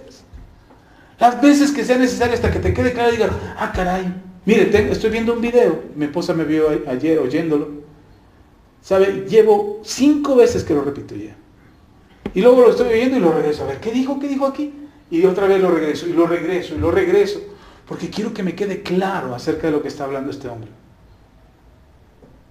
Y no es de teología, es otro tema. Pero lo estoy aprendiendo y quiero que me quede clarísimo, porque estamos batallando con un montón de información alrededor nuestro, que ya nos cuesta trabajo pensar.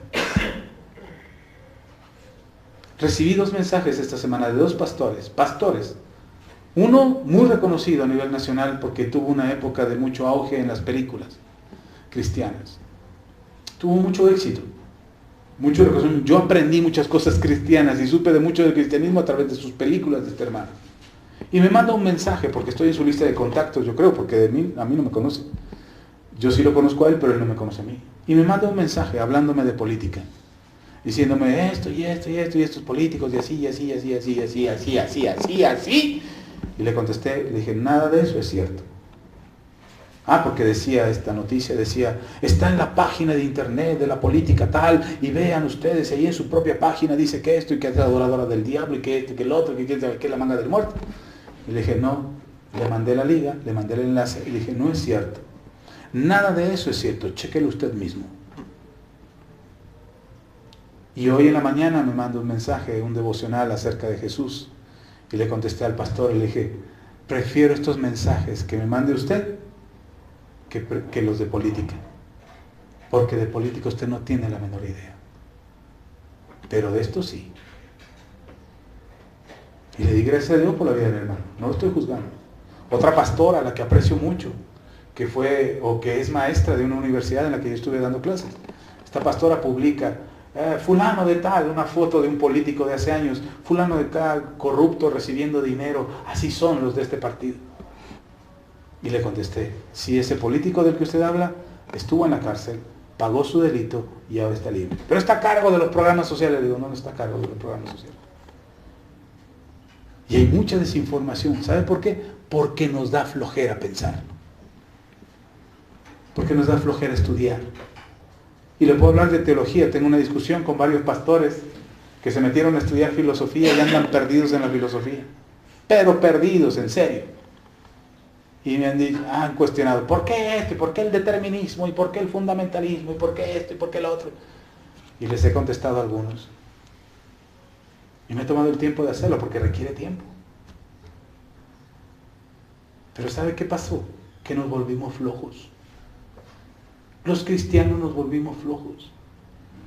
Flojos para pensar, flojos para estudiar, flojos para buscar al Señor. Ay, Dios sabe que lo busco, Dios sabe mi necesidad, Dios sabe por lo que estoy pasando. No, sí, Dios sabe, ¿y tú?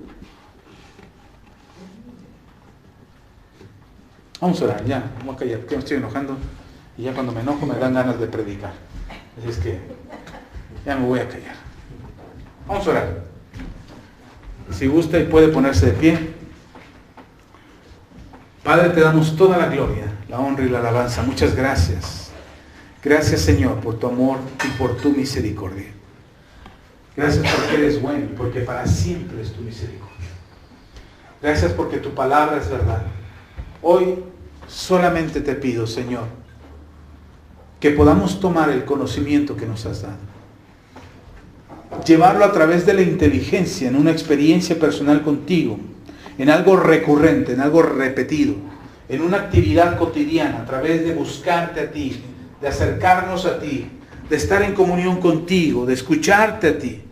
Padre, en el nombre de Jesús te pedimos que nos ayudes, que nos des la fuerza, Señor, para poder buscarte con inteligencia. No por fanatismo, no por religiosidad, no por cuotas supuestamente espirituales, sino porque te necesitamos.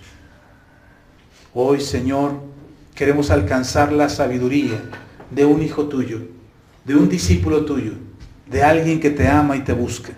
Y no que vivamos, Señor, solamente la superficialidad de una religión. No, Señor, queremos ir más allá. Queremos conocerte. No por lo que dicen los demás. No porque los demás nos quieren callar, como querían callar al ciego Bartimeo que gritaba por tu misericordia.